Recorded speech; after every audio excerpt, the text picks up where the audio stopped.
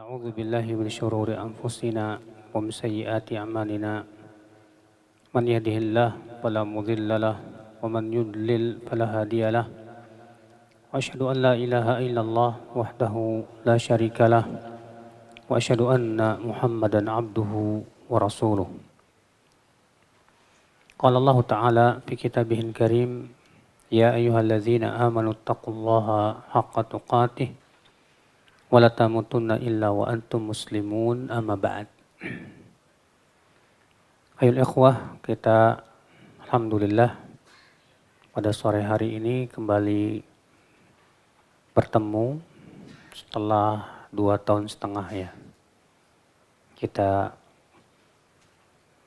berhenti dan kitab yang akan kita bahas pada kesempatan kita adalah kitab yang baru, yaitu kitab Sahih At-Targhib wa Tarhib.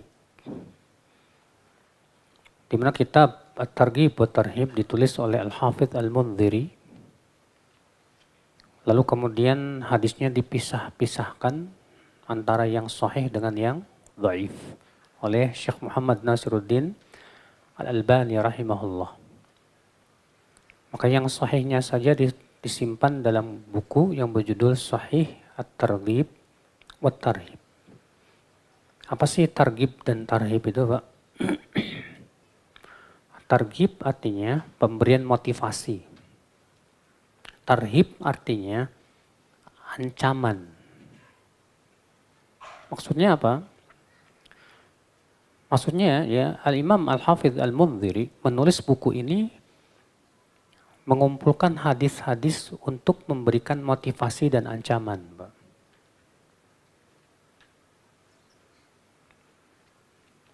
Karena para nabi, tugas mereka apa?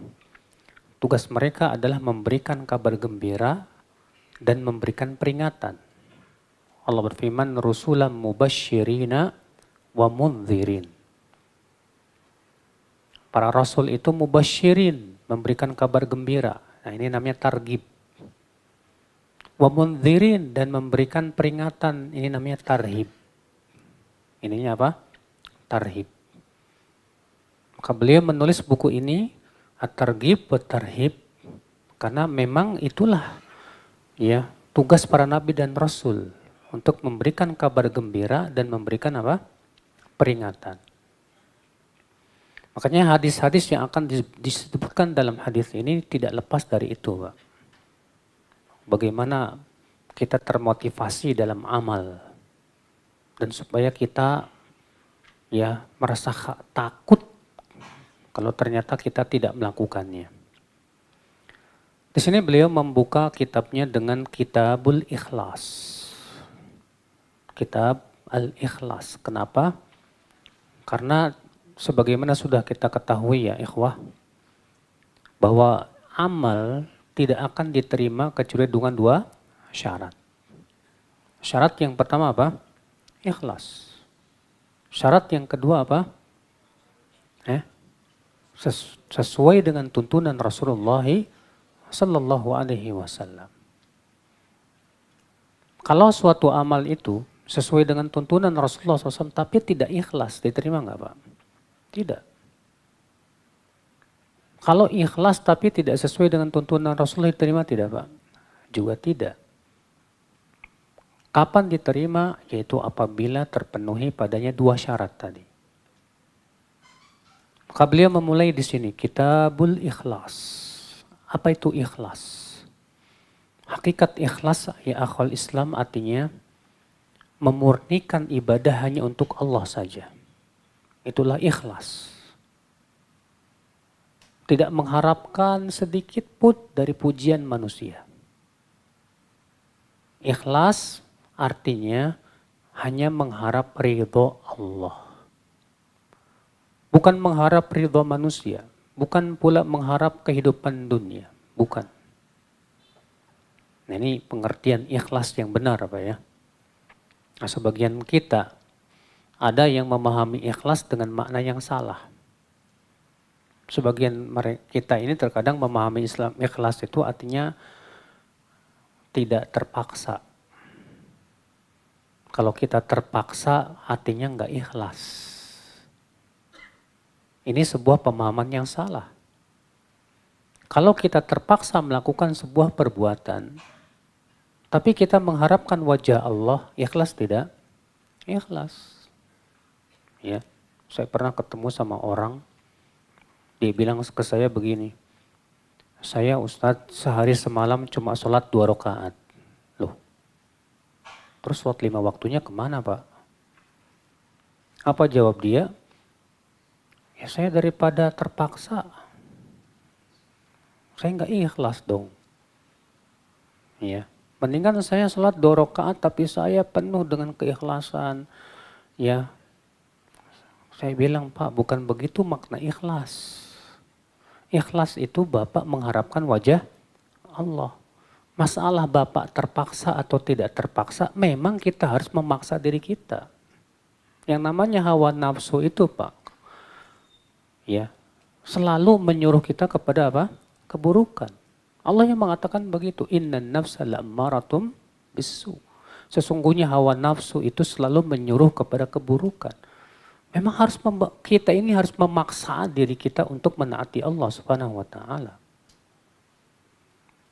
Nah, ini ikhlas ya. Jadi ikhlas itu artinya mengharapkan wajah Allah semata. Dan kita memang diperintahkan untuk mengikhlaskan ibadah hanya kepada Allah.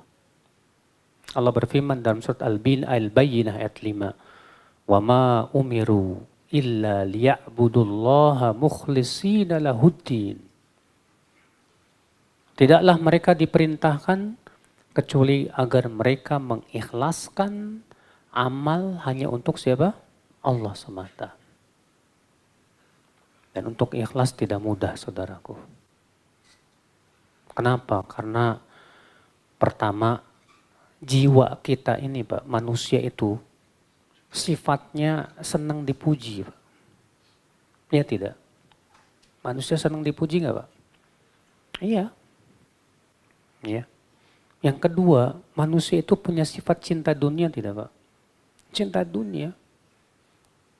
Sementara untuk ikhlas berarti apa Pak? Kita tidak mengharapkan pujian manusia.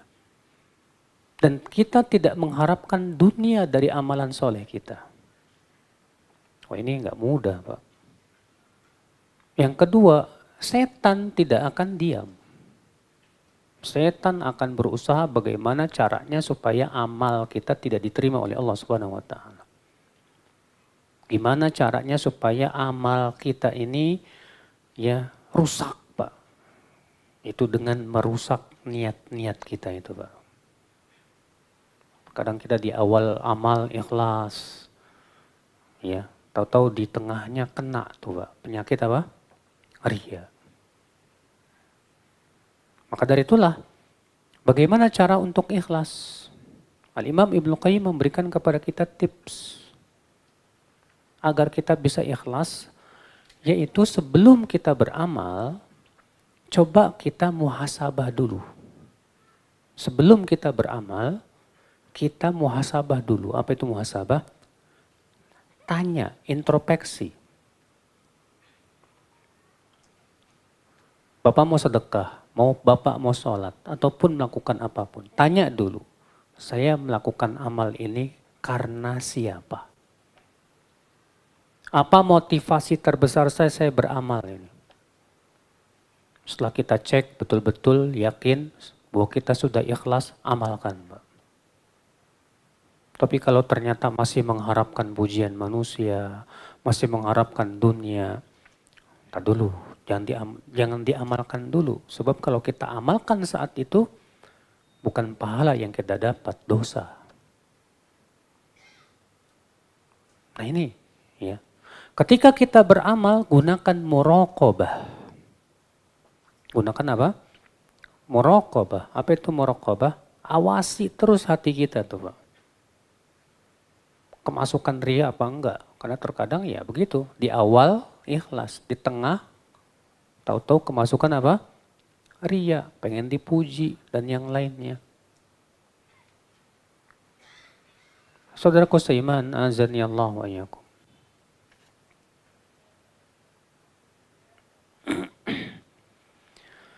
Baik ya akhi, jadi ini tips agar kita ikhlas.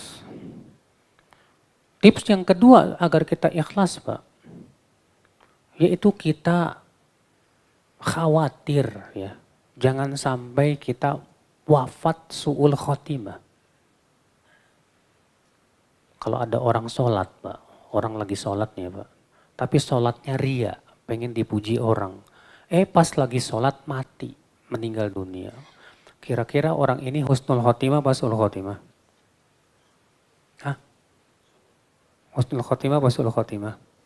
Su'ul khotimah, walaupun sholat, tapi karena niatnya mengharapkan pujian manusia, tetap su'ul khotimah Pak. Karena ya dosa ria itu lebih berat daripada dosa zina, dosa riba. Para ulama mengatakan syirik kecil itu lebih berat daripada dosa besar, ngeri. Ya. Maka disinilah pentingnya keikhlasan, jaga keikhlasan Pak.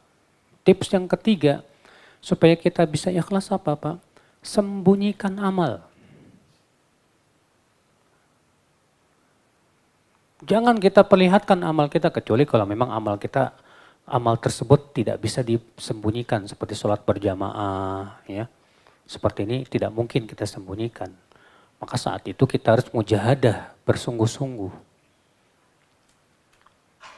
Selama kita masih bisa menyembunyikan amal, sembunyikan. Gak perlu kita cerita ke orang, tadi malam saya sholat tahajud loh. Ngapain diceritain? Gak perlu kita update status di Facebook misalnya ataupun yang lain.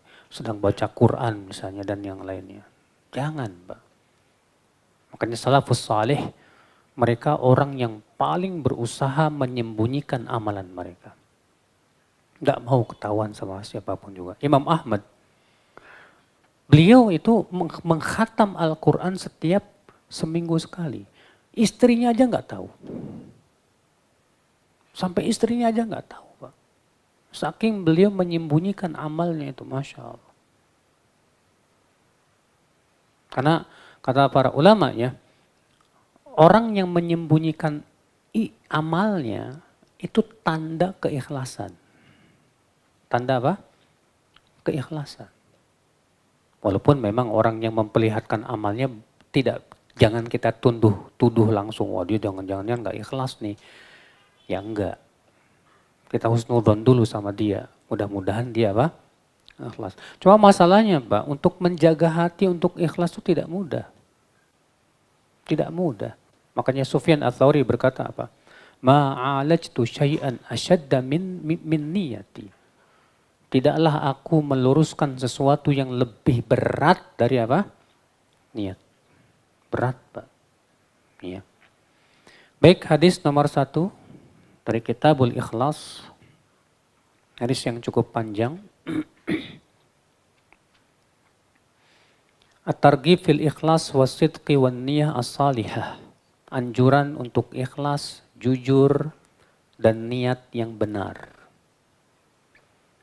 An Ibni Umar radhiyallahu anhuma qala, dari Abdullah bin Umar semoga Allah meridainya, ia berkata, Sami'tu Rasulullah sallallahu alaihi wasallam yaqul, aku mendengar Rasulullah SAW bersabda, Intalaqa thalathatu nafarin mimman kana qablakum. Dahulu, kata Rasulullah, ada 3 orang yang pergi di zaman dahulu sebelum kita. Hatta awahumul mabit ila ghar. Sehingga mereka rupanya kemalaman, Mbak. Dan mereka pun bermalamlah di sebuah gua. Fadakhaluh. Mereka pun masuklah ke dalam gua tersebut untuk tidur di sana. Fanhadarat sakhratum minal jabal. Tiba-tiba jatuhlah batu dari gunung. Fasaddat alaihimul ghar, dan menutup pintu gua. Sehingga mereka tidak bisa keluar. Subhanallah. Faqalu, maka rupanya 3 orang ini orang-orang soleh semuanya Pak, Masya Allah. Faqalu innahu la yunjikum min hadhihi sakhrah illa an tad'ullaha bisalihi a'malikum Sesungguhnya tidak ada yang menyelamatkan kalian dari batu ini kecuali dengan berdoa kepada Allah melalui amalan soleh kalian. Artinya tawassul melalui amalan soleh. Maka kemudian ketiga orang ini mulailah berdoa. Faqala rajulun minhum. Yang pertama berdoa begini. Allahumma kana li abawani syaikhani kabiran. Ya Allah, dahulu saya punya dua orang tua yang sudah tua. Wa kuntu la agbuku qablahuma ahlan wala mala. Dan aku tidak pernah mendahulukan istri dan anakku di atas orang tuaku. Selalu ia dahulukan siapa? Orang tuanya daripada anak dan istrinya. Fana abiyat talabu syajar yauman. Suatu hari aku pergi jauh untuk mencari kayu bakar. Falam urih alaihima hatta nama. Dan aku pulang dalam keadaan kedua orang tuaku sudah tidur. Fahalabtu lahuma ghabuqahuma, lalu aku pun memeraskan susu sapi untuk orang tuaku. Fawajadtuhu naimain, lalu aku bawa susu itu kepada orang tuaku, ternyata sudah tidur. Fakarihtu an agbuqa qablahuma ahlan wala mala. Dan aku tidak mau memberi susu ini kepada anak dan istriku sebelum orang tuaku. Gak mau. Falabistu, lalu aku pun menunggu. Wal qadah ala yadi, sementara susu itu aku pegang terus di tanganku. Antadhiru istiqadhahuma, aku tunggu mereka ya sampai bangun. Hatta barakal fajru, sehingga kemudian terbitlah fajar. Zada ba'dur ruwah, sebagian perawi memberikan tambahan. Wasibyah yatadhaghawna 'inda qadamai. Sementara anak-anakku nangis karena lapar, minta susu itu. Dan aku tidak mau memberikan kepada anakku sebelum orang tuaku. Fastayqadha, lalu keduanya pun bangunlah. Fasyariba ghabuqahuma, dan keduanya pun kemudian minum susunya. Allahumma ya Allah, in kuntu fa'altu dzalika ibtigha'a wajhik. Jika aku dahulu lakukan itu karena mengharapkan wajahmu ya Allah. Fafarij anna ma nahnu fihi min hadhis sakhrah. Maka selamatkan kami ya Allah dari batu yang menutup gua ini ya Allah. Fanfarajat syai'an la yastati'un al-khuruj. Rupanya apa yang terjadi Pak? Batu itu bergeser. Tapi belum bisa keluar. Ya. Qala al-akhar, maka yang kedua berdoa. Allahumma ya Allah, kanat li ibnatu ammin kanat ahabban nasi ilayya. Dahulu aku punya sepupu wanita, anak pamanku. Dia wanita yang paling aku sukai karena cantik banget. Ya. Fa'aradtuha an nafsiha, dan aku menginginkan dia. Famtana'at minni, tapi dia enggak mau. Ya. Hatta alamat biha sanatu minas sinin.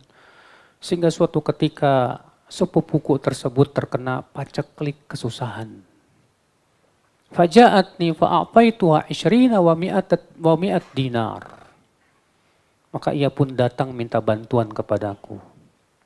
Dan aku mau beri dia sebanyak 120 dinar. 120 dinar itu berapa ya? 1 dinar sama dengan 4,25 gram. 4,25 gram dikali 100 berapa? 425 480 gram. Berapa? Kilo. Sekitar 4,8 kilo. Itu kalau dirupiahin berapa Pak? Saya nggak tahu berapa emas sekarang ya. Banyak lah itu. Iya.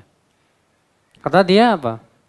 Maka aku mau memberikan dia bantuan sebanyak 120 dinar. Tapi dengan syarat. Antukhalliya baini wa baina nafsiya. Dia mau memberikan tubuhnya kepadaku. Fafa'alat, dia setuju karena sudah tidak ada, ya tidak memiliki apa-apa lagi. Hatta idza qadartu 'alaiha, sehingga ketika aku sudah mampu ya untuk mensetubuhinya, qalat, dia berkata, la uhillu laka an tafuddal khatam illa bihaqqi. Maka si wanita ini berkata, aku tidak halalkan kamu untuk membuka cincin kecuali dengan haknya. Fataharrajtu minal wuku'i 'alaiha, maka aku jadi enggak enak mendengar itu. Fansaraftu anha wa hiya ahabbun nasi ilayya, maka aku pun pergi meninggalkan dia, padahal dia wanita yang paling aku cintai. Ya, dia tinggalkan karena takut kepada Allah. Dalam satu ayat yang lain dengan lafaz ittaqillah, bertakwalah kamu kepada Allah. Ya. Mendengar kata-kata itu dia langsung takut kepada Allah, Pak. Ditinggalkannya dia. Wa taraktu dzahab alladhi a'faituha, dan aku biarkan ia membawa emas sebanyak 120 dinar tersebut. Allahumma in kuntu fa'altu dzalika ibtigha'a wajhik. Ya Allah, jika dahulu aku melakukan itu karena mengharapkan wajahmu, ya Allah, fafruj anna ma nahnu fih. Selamatkan kami dari mara bahaya ini, ya Allah. Fanfarajatis sakhrah. Bergeserlah batu itu. Wa annahum la yastati'un al-khuruja minha, tapi masih belum bisa keluar juga. Wa qala tsalis, maka yang ketiga pun berdoa. Dia berkata, Allahumma inni ista'jartu ujara. Ya Allah, dahulu aku punya beberapa orang yang bekerja kepadaku. Wa a'taituhum ajrahum, dan aku sudah kasih upah mereka, gaji-gaji mereka aku sudah kasih. Ghair rajulin wahidin, kecuali satu orang yang belum aku berikan. Tarakal ladzi lahu wa dhahab, dia pergi entah kemana. Fasamartu ajrah, lalu aku mengembangkan gajinya itu, Pak. Ya. Hatta kathurat minhul amwal, sehingga menjadi banyak, berkembang. Faja'ani ba'dahin, suatu ketika ia datang kepadaku. Faqala li Abdullah, addi ilayya ajri. Maka ia berkata kepadaku, hai hamba Allah, mana gajiku yang dulu? Aku belum mendapatkan gaji. Fakultu kullu ma tara min ajrik minal ibil wal baqar wal ghanam wal raqiq. Semua yang kamu lihat itu, ya, unta, sapi, kambing, budak, itu semua gajimu. Karena kan gajinya dikembangbiakan, Pak. Kembangkan. Ya, karena itu berasal dari gaji dia, maka pengembangannya pun jadi milik dia, bukan milik kita. Nggak kayak kita. Kalau kita kan maunya apa? Kita kasih lebihnya buat saya dong, orang saya yang capek gitu kan. Nah, ini nggak boleh. Ya. Maka dia berkata, semua yang kamu lihat itu adalah gajimu. Faqala ya Abdullah, la tastahzi bi. Maka ia berkata, hamba Allah, kamu jangan mengejekku ya. Faqultu inilah la astahzi'u bik, aku tidak mengejekmu. Fa'akhadahu kullah fastaqahu, maka ia pun mengambil semuanya, diambil seluruhnya. Falam yatruk minhu syai'an, dia tidak tinggalkan sedikit pun juga, diambil semuanya, Pak. Allahumma in kuntu fa'altu dzalika ibtigha'a wajhik. Ya Allah, kalau aku dahulu lakukan itu karena Engkau, mengharapkan wajahmu, ya Allah, fafruj anna ma nahnu fih, selamatkan kami dari mara bahaya ini, ya Allah. Fanfarajatis sakhrah, bergeser lagi. Fakharaju yamshun, mereka pun keluarlah dari gua tersebut. Subhanallah. Saudara seiman, dari hadis ini kita ambil beberapa faidah yang disebutkan oleh Syekh Salim bin Id Al-Hilali dalam kitab Bahjatun Nadhirin.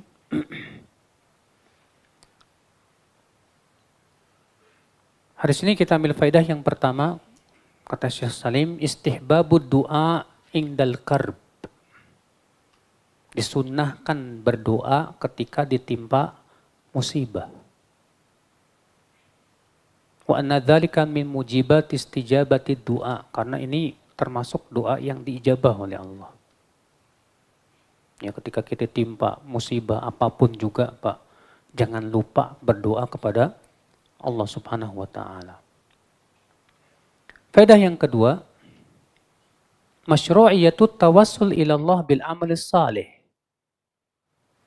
Yaitu disyariatkan tawassul kepada Allah melalui amalan soleh yang ikhlas. Apa itu tawassul? Tawassul itu artinya mengambil peran perantara. Dan tawassul, akhi, ada dua. Ya. Yang pertama, tawassul yang masyru', tawassul yang disyariatkan. Yang kedua, yaitu tawassul mamnu', yaitu tawassul yang dilarang. Tawassul yang apa? Yang dilarang.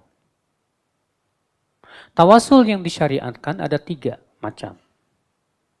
Tawassul yang disyariatkan ada 3 macam. Yang pertama, tawassul melalui asmaul husna dan sifat-sifatnya. Ya, seperti misalnya antum berkata, ya Allah, ya Arhamar Rahimin, irhamni. Ya Ghafurur Rahim, ikfirli.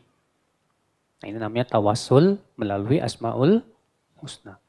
Atau tawassul melalui sifat Allah, misalnya, ya, seperti Rasulullah berdoa, ya Allahumma munzilal kitab, wa mujriyas sahab, wa hazimal ahzab. Ya Allah, yang menurunkan Al-Quran, yang memperjalankan awan, dan yang menghancurkan pasukan musuh. Nah, di sini Nabi SAW bertawassul melalui sifat Allah. Boleh tidak? Boleh. Yang kedua, tawassul yang disyariatkan yaitu tawassul melalui amalan soleh. Melalui apa? Amalan soleh dahulu yang kita pernah lakukan secara ikhlas. Dalilnya mana? Ini hadis yang sedang kita bahas. Di mana 3 orang ini masing-masing menyebutkan amalan solehnya yang terdahulu yang ikhlas, Pak. Boleh, misalnya antum dulu pernah membantu seorang fakir miskin yang sedang kesusahan misalnya. Qadarullah antum ditimpa kesusahan. Lalu antum berkata, ya Allah, dulu saya pernah membantu si fulan dengan ikhlas karena engkau. Jika memang amalku ikhlas, ya Allah, tolonglah aku dalam kesusahanku ini. Boleh tidak? Boleh. Cuma masalahnya mungkin ada yang bertanya, Ustadz, apa ini tidak termasuk mengungkit kebaikan kita kepada Allah? Jawab tidak. Kenapa? Karena ini diizinkan dalam syariat. Boleh, gak apa-apa. Iya. Yang ketiga, tawassul melalui orang soleh. Tawassul melalui apa? Orang soleh. Tapi dengan 2 syarat. Syarat yang pertama, orang soleh ini hidup. Syarat yang kedua, hadir di hadapan kita. Ya. Tawassul melalui apa? Orang soleh. Dengan 2 syarat. Syarat yang pertama apa? Hidup. Yang kedua apa? Hadir. Contoh misalnya antum datang ke orang soleh. Lalu antum berkata, Pak Soleh, ya, misalnya namanya Pak Soleh, ya, tolong dong doakan supaya penyakit saya segera disembuhkan sama Allah. Boleh tidak, Pak? Boleh, gak apa-apa. Ya, sebagaimana Rasulullah pernah bersabda kepada Umar bin Khattab, hai Umar, nanti kamu akan bertemu dengan Uwais dan ia sebaik-baik tabi'in. Kalau kamu nanti bertemu dengannya, hai Umar, mohon supaya dia memintakan ampunan buat diri kamu. Lihat, Rasulullah menyuruh Umar untuk agar Uwais mendoakan kepada Allah agar diampuni dosanya. Ini namanya tawasul kepada orang soleh. Boleh. Ya. Kalau datang ke orang soleh minta dibacain air, boleh nggak Pak? Hah? Antum bawa air nih di botol. Pak Soleh bacain dong. Ngapain dibacain? Ya diruqyah aja. Jawabnya boleh. Berdasarkan hadis riwayat Abu Daud, Rasulullah SAW pernah membacakan Al-Quran di air. Lalu kemudian mengguyurkan kepada orang yang sakit. Itu ada hadisnya dalam riwayat Abu Daud dalam sunannya dan sahih. Saya jadi ingat sebuah kisah Pak. Dulu ya, sekitar setahun atau 2 tahun yang lalu. Ada orang datang ke rumah saya. Ustaz, antum ingat gak saya? Siapa ya? Gak ingat. Masa gak ingat Ustaz? Tahun lalu saya datang ke antum loh Ustaz, dalam keadaan saya gak bisa jalan. Di atas kursi roda. Ya. Aduh saya gak ingat Pak, kata saya. Waktu itu saya bawa air pakai botol. Ustaz tolong dong bacain. Ya. Saya ini udah sakit bertahun-tahun, kata dia gitu. Ya udah saya bacain ayat kursi, Al-Fatihah, ya, kemudian Al-Mu'awwidzat. Saya kasih. Rupanya dia minum, tahun depannya ke rumah saya Pak, udah jag-jag gitu ya. Kemudian dia bilang, Ustadz setelah saya minum itu, demi Allah Ustadz saya sembuh. Ya. Sekarang saya udah sehat nih. Iya. Terus Bapak, Masya Allah, Alhamdulillah dong Pak. Maka sebagai terima kasih saya bawa hadiah dari kampung nih Ustaz. Bawa pisang, bawa ini, Masya Allah. Iya. Seperti ini boleh Pak. Iya.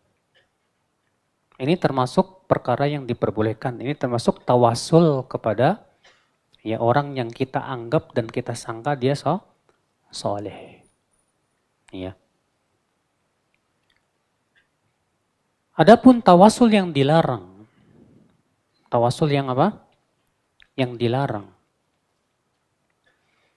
Maka yang pertama ada tawasul yang sifatnya bid'ah. Contohnya apa? Tawasul melalui jah, kedudukan Rasulullah SAW. Imam Abu Hanifah mengatakan bahwa tawasul dengan jah Rasulullah itu termasuk bid'ah.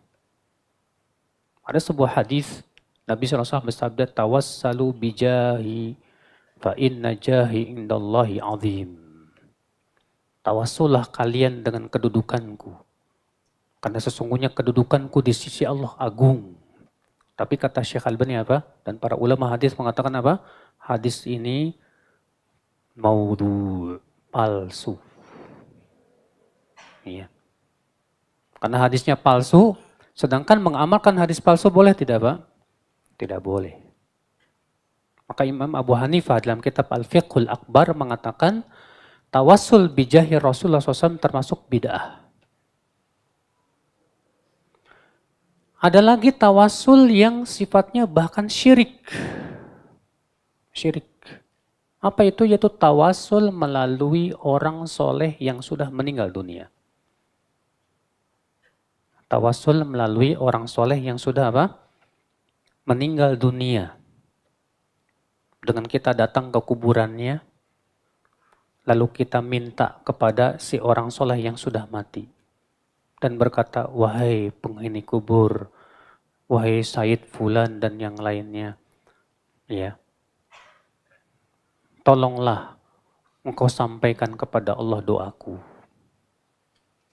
Dia meminta syafaat kepada siapa? Mayat. Maka tawasul seperti ini termasuk syirik besar, bukan syirik kecil. Ya. Ada lagi tawasul yang kata Syekh Utsaimin rahimahullah, ini tawasul yang termasuk perkara yang tidak boleh. Itu tawasul melalui orang soleh yang hidup tapi tidak hadir. Misal, antum di sini, orang solehnya ada di Bogor.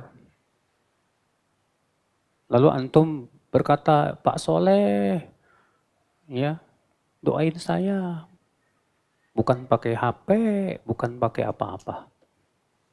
Kita katakan ini, ya kalau dia punya keyakinan bahwa orang soleh itu bisa dengar, maka ini jelas keyakinan yang syirik. Ya. Nah ini, jadi disyariatkan tawasul melalui amalan saleh. Faedah selanjutnya ya akhi yang bisa kita petik dari hadis ini, itu masyru'iyatus safar, ya disyariatkan safar 3 orang. Ya, jadi yang namanya safar itu paling sedikit 3 orang. Pak. Karena disebutkan dalam hadis ini, di zaman dahulu ada 3 orang yang pergi safar. Dan disebutkan dalam hadis, ar-raqibu syaitan. Orang yang berkendaraan sendirian safar itu setan. Warraqibani syaitanan, dan 2 orang yang berkendara 2 setan. Wasalah satu raqbun, yang 3 orang itulah yang disebut berkendara. Ya, namun kata Syekh Albani menjelaskan tentang hadis ini maksudnya kalau kita pergi misalnya ke safar melewati tempat-tempat sepi seperti padang pasir, melewati hutan, dan yang lainnya. Adapun kalau di jalannya rame, maka tidak masuk dalam hadis ini. Kalau antum misalnya pergi ke Bandung, tapi di perjalanan rame Pak, ya, banyak mobil yang lainnya gitu, maka seperti ini nggak masuk. Tapi kalau seperti di padang pasir di Saudi kan ya, kalau antum berangkat dari mana? Kadang dari Madinah ke Riyadh itu, kadang sendirian di padang pasir itu, Pak. Maka Rasulullah SAW melarang kita safar sendirian, Pak. Ya. Makanya saya miris, terkadang ada sebagian teman-teman nih, kalau lari ke gunung atau apa sih, nanjak ke gunung sendirian aja. Kata Rasulullah apa? Kalau kalian bisa melihat seperti apa yang aku lihat, kalian tidak akan berani berjalan sendirian di malam hari. Karena Rasulullah bisa melihat makhluk-makhluk gaib. Makanya Rasulullah melarang, ya, kalau kita safar sendirian jangan. Ya, minimal 3 orang. Kalau di Indonesia mungkin ada 3 in 1, Pak. Dulu itu. Ya. Faedah selanjutnya ya, akhirnya yang bisa kita petik. Fadlu birril walidain. Hadis ini menunjukkan keistimewaan dan keutamaan berbakti kepada orang tua. Wa itharuhuma 'alal walad wal ahl. Dan hendaknya kita lebih mendahulukan orang tua kita dari anak dan istri kita.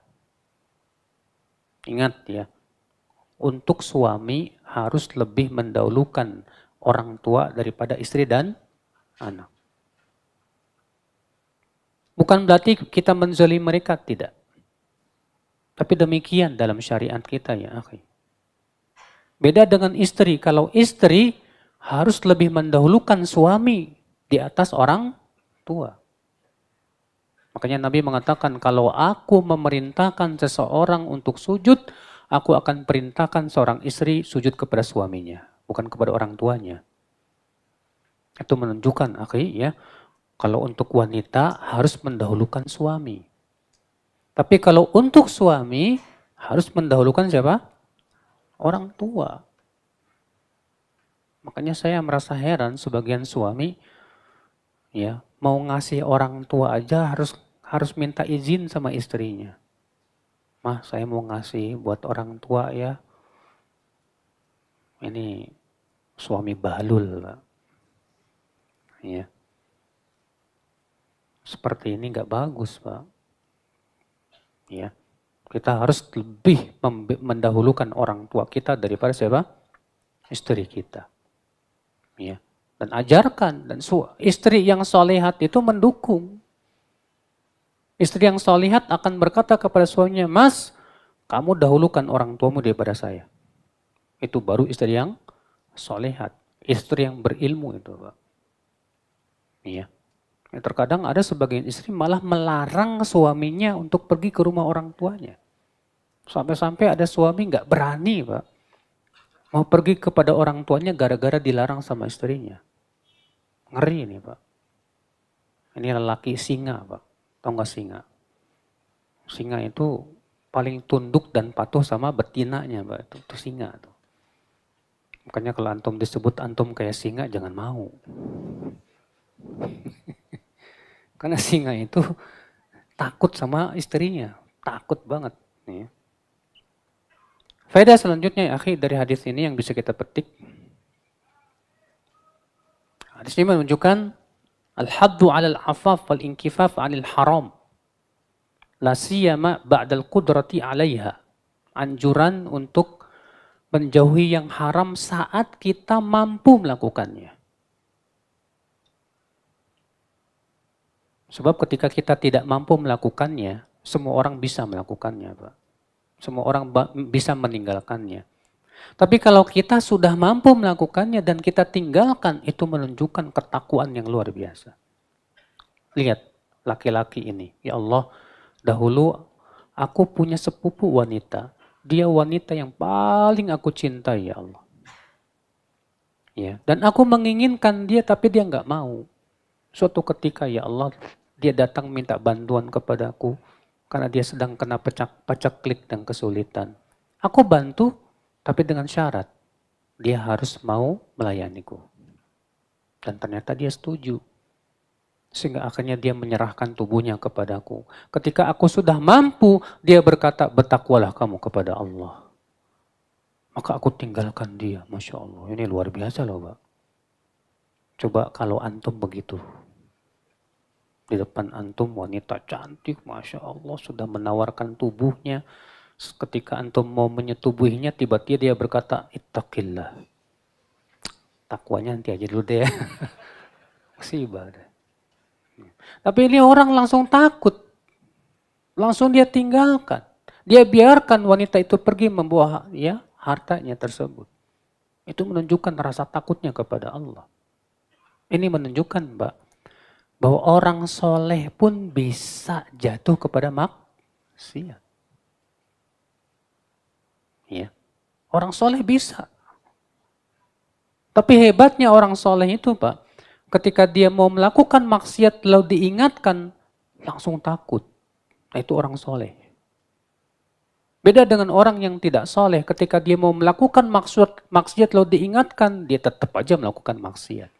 Lebih mengikuti hawa nafsunya. Makanya tidak syarat ya.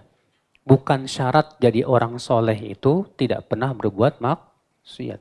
Kalau syaratnya harus tidak pernah berbuat maksiat, saya yakin di dunia ini tidak ada orang soleh, Pak. Karena yang namanya manusia tidak pernah lepas dari perbuatan apa? Dosa. Ya.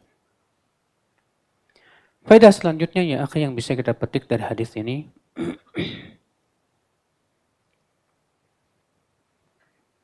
Fadlu husnil ahd wa ada'ul amanah was samahah fil muamalah. Keutamaan melaksanakan amanah.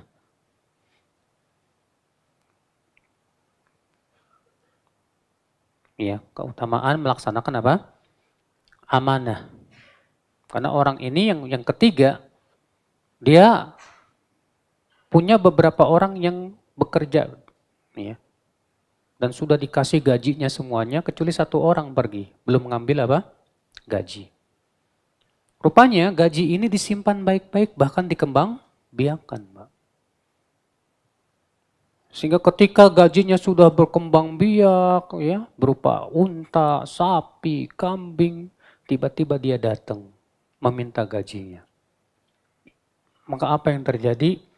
Dia bilang, silahkan ambil semua. Itu semua gajimu. Itu semua gajimu. Masya Allah. Maka dari itu ya akhi, ini menunjukkan ya bahwa kalau kita kerjasama nih, antum sama teman antum pemilik modal, antum yang menjalankan apa? Usaha. Maka usaha itu milik siapa? Antum menjalankan usaha, modalnya dari teman antum semuanya. Maka usaha ini milik siapa? Milik teman antum. Antum hanya punya hak mendapatkan apa? Bagi hasil aja. Adapun tokonya walaupun sudah berkembang, bahkan buka cabang di mana-mana, tetap milik dia. Bukan milik antum sama sekali. Kalau di kita enggak, Pak. Kalau udah berkembang luas, mikir gimana caranya ini jadi milik saya nih. Akhirnya apa? Modalnya dikembaliin. Nih ya, modalnya buat kamu. Semuanya diambil buat dia. Ini maling nih, Pak. Maling ini. Ya. Beda kalau modalnya 50-50. Antum keluar modal, dia keluar apa? Modal. Maka itu jadi usaha bersama. Antum juga sebagai pemilik, dia juga sebagai pemilik. Tapi kalau modalnya 100% dari teman antum, maka itu usaha milik dia, bukan milik antum sama sekali. Iya.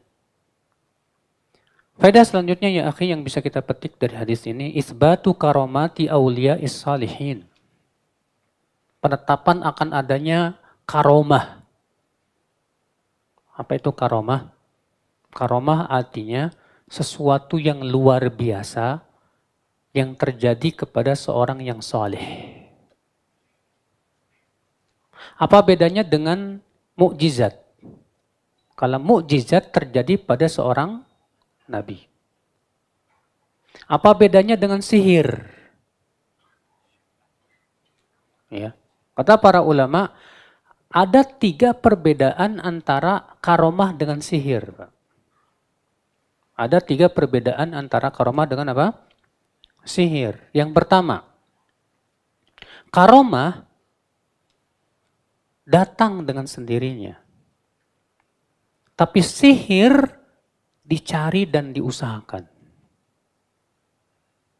Karomah datang dengan sendirinya karena memang itu murni pemberian dari Allah Subhanahu wa taala. Sedangkan sihir dicari dan diusahakan. Ya. Ada orang yang belajarkan ilmu kanuragan biar nggak mempan dibacok. Biar bisa mukul dari jauh. Saya punya teman dia cerita, saya dulu bisa mukul orang dari jauh, Pak. Gimana caranya? Saya cuma pakai ini aja. Apa? Ayat. Apa itu? Alam taro. Alam taro kaifa fa'ala rabbuka bi ashabil fil. Itu saya ulang-ulangi itu ya. Saya pernah nantang Nyi Roro Kidul. Kalah dia katanya. Pakai alam taro itu, Pak. Ada lagi teman yang dia cerita ke saya, kalau saya enggak, saya pakai inna a'toina. Inna a'toina kal kautsar fasolli li rabbika wanhar inna syani'aka huwal. Nah saat itu saya pukulkan wal abtar. Nah itu mental itu tuh katanya. Iya. Dan ini dulu saya meyakini bukan ilmu hitam, ini ilmu putih. Kenapa? Karena berasal dari ayat Al-Quran. Nggak mungkin ini dari jin, kata mereka. Ini pasti kekuatan malaikat.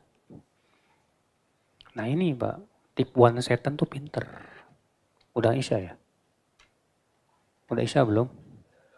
Udah. Kita sholat dulu apa gimana? Azan dulu ya? Azan dulu terus?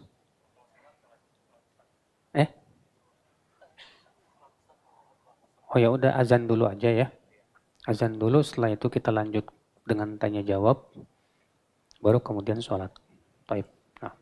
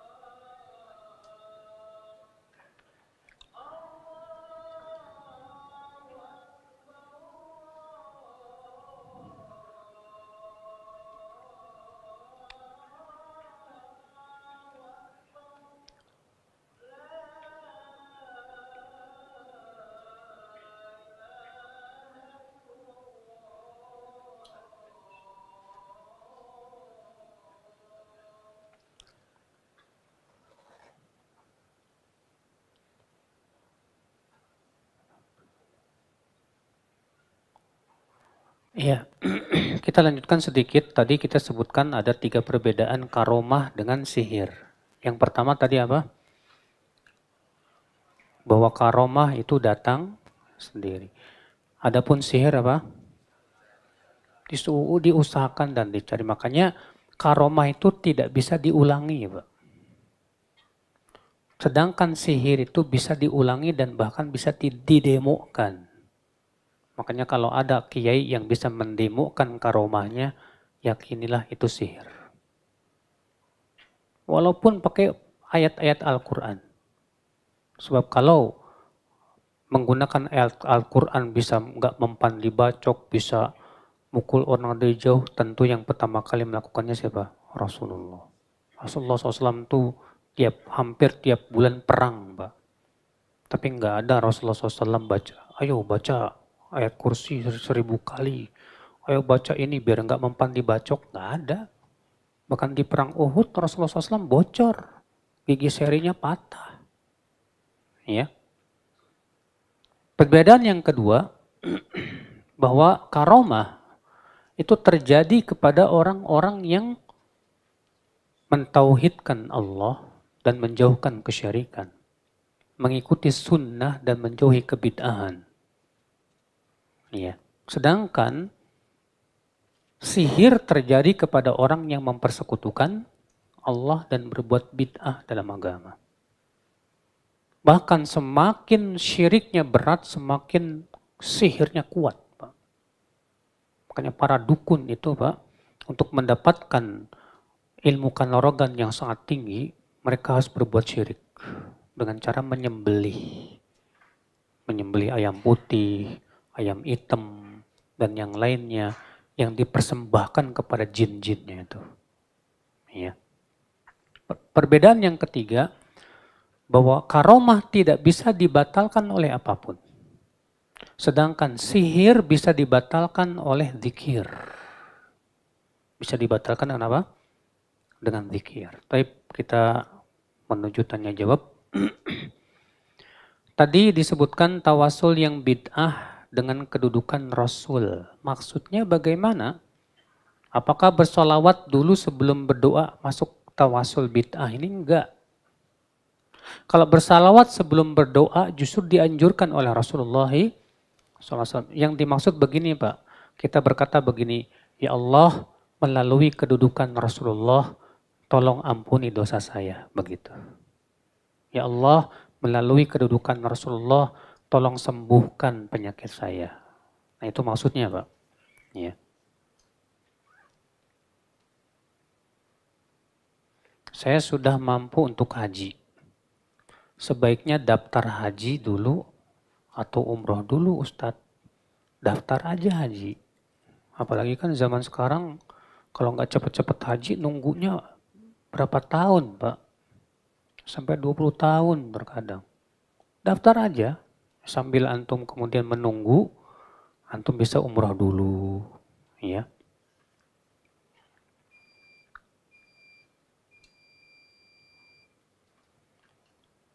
Ini sering banget saya setiap kajian selalu ada pertanyaan ini Pak. Kita puasa Arafah ikut mana katanya. Sering banget ini Pak. Iya. Saya katakan akhi memang ini perselisihan para ustadz. Ustadz berselisih. Bahkan para penuntut ilmu pun berselisih. Maka silahkan amalkan yang menurut antum kuat.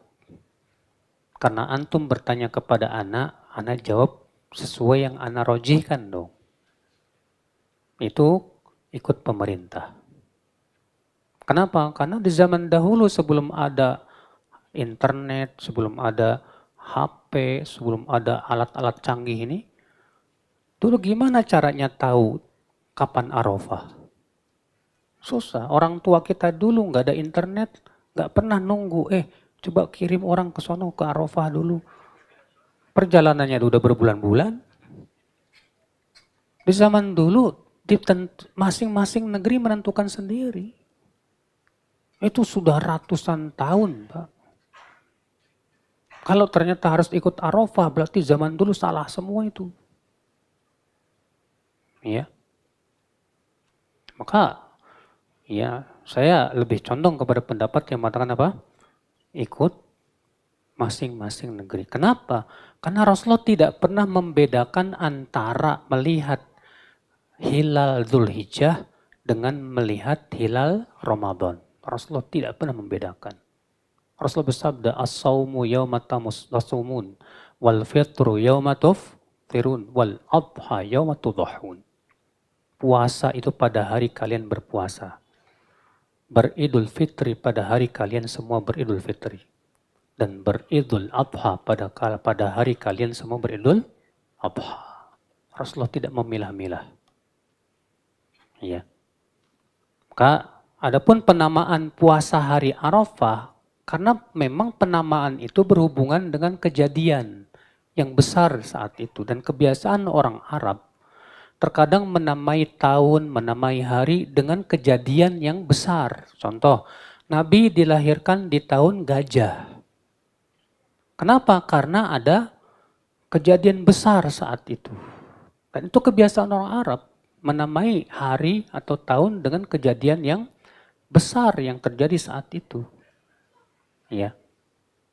Maka kita tidak melihat tempatnya, tapi melihat waktunya. Maka disesuaikan dengan apa? Hilal masing-masing negeri. Ya. Itu yang ana rojihkan. Darah karena keguguran apakah dianggap haid atau istihadah? Syekh bin Baz pernah ditanya tentang masalah ini. Beliau berkata, kalau janinnya sudah berbentuk, sudah apa? Berbentuk, sudah mulai sudah kelihatan kepalanya, tangannya, dan yang lainnya, maka ini hukumnya nifas. Tapi kalau janinnya belum berbentuk sama sekali, maka ini hukumnya istihadah. Tetap wajib sholat, tetap ya boleh bercampur dengan suaminya, ya demikian. Allahu a'lam.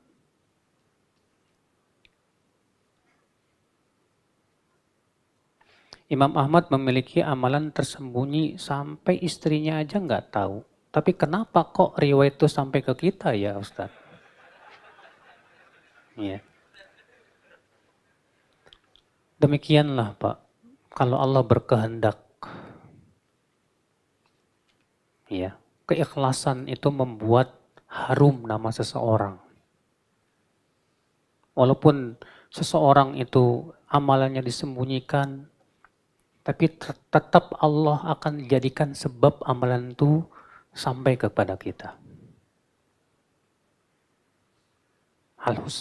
Disebutkan dahulu Al-Husain bin Ali bin Husain bin Ali. Husain bin Ali bin Husain bin Ali bin Abi Thalib. Berarti keturunan cucunya siapa? Husain bin Ali bin Husain bin Ali bin Abi Thalib. Cicit. Ketika ia meninggal dunia, lalu dimandikan, yang memandikannya heran karena pundaknya hitam. Lalu dia pengen tahu kenapa ini pundaknya hitam. Rupanya ditanya kepada keluarganya, ternyata yang tahu cuma istrinya.